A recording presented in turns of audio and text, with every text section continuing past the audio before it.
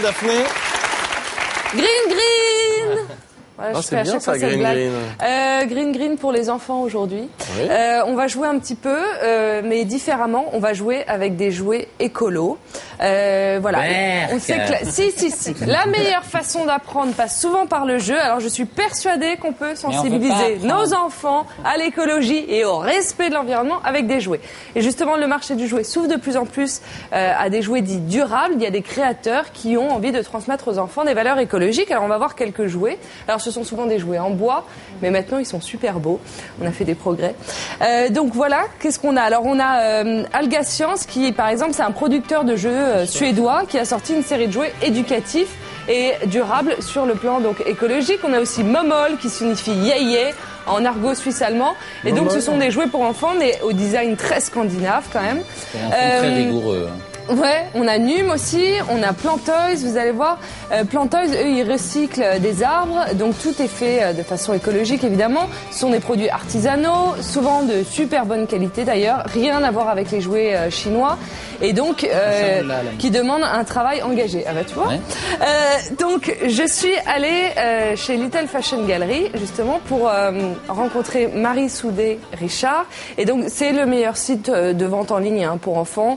En gros, c'est un peu la référence en matière de mode. Et donc, elle a rencontré ce phénomène. Les clients leur demandent, justement, lui demandent des jouets durables, des jouets écologiques. Et voilà ce que ça donne.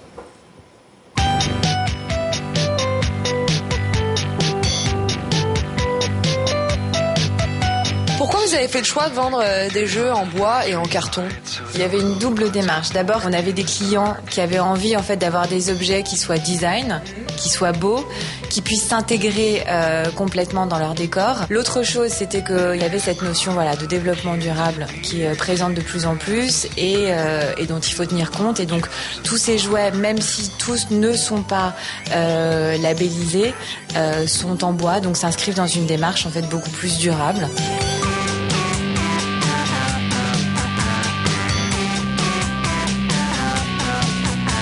Qu'est-ce qui marche fort en ce moment dans les jouets en bois? En fait, c'est assez marrant, les enfants restent des enfants, donc les garçons aiment les garages et les petites filles adorent les maisons de poupées. Maintenant, chez Carton Chic, là où elle est forte aussi, c'est qu'elle a fait des choses qui sont assez mixtes et qui sont transformables parce que justement c'est customisable et qu'on part d'une base et qu'ensuite les petites filles vont complètement l'adapter et jouer avec leurs Polly Pocket qui sont pas d'ailleurs eux très raccordables, mais bon, c'est comme ça.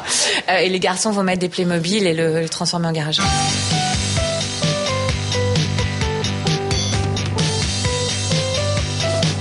On avait une demande de la part de nos clients pour des coffres à jouets. En les écoutant, on est arrivé en fait à construire cet objet où y a des cachettes partout.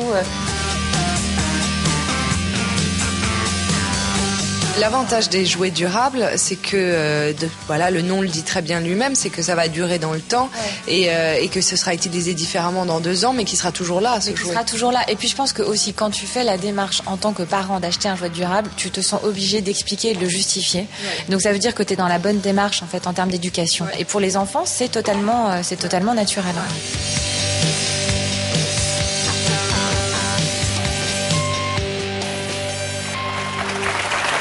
Je vous ai mis toutes les références pour vous, maman, qui regardez l'émission, toutes les références de toutes les marques sur le blog de Canal+.